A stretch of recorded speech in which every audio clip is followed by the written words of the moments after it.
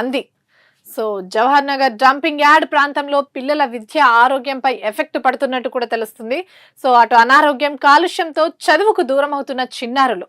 So ఇందులో 33% మంది చిన్నారులకు శ్వాసకోశ వ్యాధులు వచ్చేసాయి. ఇక బడికి వెళ్లాలంటే రోజు 3 కిలోమీటర్ల పైనే నడవాల్సింది. ఆర్థిక ఇబ్బందులతో 34% మంది డ్రాప్ అవుట్ అవుతున్నట్టు కూడా తెలుస్తుంది.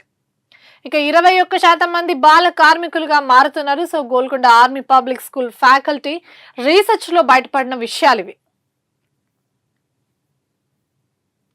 ఇక బ్రిటన్ ప్రధాని కీర్ స్టార్మర్ రాజీనామా. సో సుమారు 10 ఏళ్లలో 6 ఆ పదవి నుండి దిగిపోయినట్టు కూడా తెలుస్తుంది. సో 2024లో రిషి సునాక్ దిగిపోయిన తర్వాత పదవిలోకి వచ్చిన స్మార్టర్.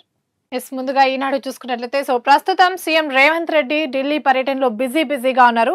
సో ఈ పర్యటనలో భాగంగా కొన్ని భేటీలు కూడా జరిగాయి. దానికి సంబంధించిన అంశాన్ని ఇక్కడ చూసుకున్నాం. మెట్రో విస్తరణకు సహకరించండి, రైల్వే మంత్రి అశ్విని వైష్ణవ్ ను సీఎం రేవంత్ రెడ్డి కోరారు. ఇక కిషన్ రెడ్డితో కలిసి సుమారు 2.5 గంటల సేపు భేటీ అయినట్టు కూడా తెలుస్తుంది. సానుకూలంగా స్పందించిన కేంద్ర మంత్రి, పట్టణాభివృద్ధి శాఖ మంత్రితో ఫోన్ లో మాట్లాడిన వైష్ణవ్ ఇక నేడు ఖట్టర్ తో రేవంత్ అలాగే కిషన్ రెడ్డి సమావేశం అయ్యే ఛాన్స్ కూడా ఉన్నట్టు తెలుస్తుంది ఢిల్లీ వేదికగానే. ఇక ఆదిలాబాద్ ఎయిర్పోర్ట్ ను అభివృద్ధి చేయండి, కార్గో ఎంఆర్ఓ వసతులు కల్పించండి. సో ఇక రక్షణ శాఖ మంత్రి రాజ్నాథ్ ను కోరిన సీఎం రేవంత్ రెడ్డి గాంధీ సరోవర్ కు భూములు బదలాయించినందుకు కృతజ్ఞతలు కూడా తెలిపారు ముఖ్యమంత్రి. ఇక లక్నోలో ఘోర ప్రమాదం జరిగింది. సుమారు 15 మంది సజీవ దహనమయ్యారు ఈ అగ్ని ప్రమాదంలో.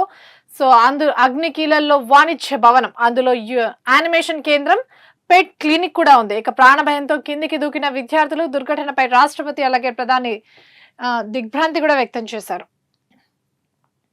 అంగన్వాడీల్లో కొలువుల జాతర మొదలైంది. నియామక ప్రక్రియ కూడా ప్రారంభమైంది. సుమారు 33 జిల్లాల్లో 15,982 ఖాళీలు ఉన్నట్టు కూడా తెలుస్తుంది. అందులో టీచర్లు 3,100, ఇక సహాయకులు 12,882 మంది.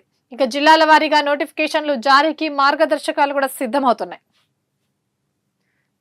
ఇక చూసుకుంటే పేదల నిజమైన గుండె ధైర్యం బసవతారకం ఆసుపత్రి.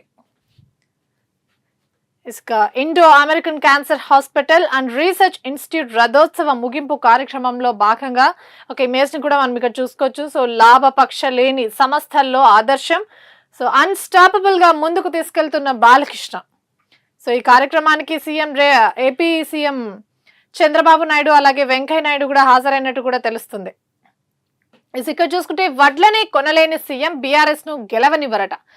సో అచ్చంపేట పర్యటనలో భాగంగా హరీష్ రావు చేసిన వ్యాఖ్యలు ఇవి. రేవంత్ ను ఓడించి అధికారంలోకి వస్తామంటూ కూడా ధీమా వ్యక్తం చేశారు. ఇక ఖతార్ లో గ్యాస్ క్షేత్రంలో భారీ పేలుడు. సో 12 మంది భారతీయులు మృతి చెందినట్టు కూడా అక్కడి అధికారులు ధృవీకరించారు. సో మరో పాకిస్తానీ కూడా 66 మందికి పైగా గాయపడినట్టు కూడా తెలుస్తుంది. ఇక మరొకసారి సీఎం రేవంత్ రెడ్డి ఢిల్లీ పర్యటనకు సంబంధించిన అంశం ఇక్కడ చూసుకుంటే మెట్రోపై సానుకూలం. రైల్వే శాఖ మంత్రి అశ్విని వైష్ణవ్ తో సీఎం రేవంత్ రెడ్డి అలాగే కేంద్ర మంత్రి కిషన్ రెడ్డి భేటీ. సో మెట్రో ఫేజ్ 2 ను సంయుక్త వెంచర్ గా చేపట్టాలని రేవంత్ వినతి కూడా చేశారు. వీటితో పాటు మెట్రో తొలి దశకు కూడా ఐఆర్ఎఫ్సి రుణం మంజూరు చేయాలి అంటూ కూడా విజ్ఞప్తి చేశారు ఆయన. ఇక సంయుక్త కమిటీ నియమిస్తే విస్తరణ వేగవంతం అవుతుంది అంటూ కూడా కేంద్ర మంత్రులు తెలిపారు. 2 గంటల పైగా ఇదే విషయానికి సంబంధించి చర్చలు కూడా జరిగాయి. ఇక నేడు కేంద్ర గృహ నిర్మాణ శాఖ మంత్రి ఖట్టార్ తో కూడా సమావేశం అయ్యే ఛాన్స్ ఉన్నట్టు తెలుస్తుంది. ఇక 1,00,000 పెన్షన్లు లెక్క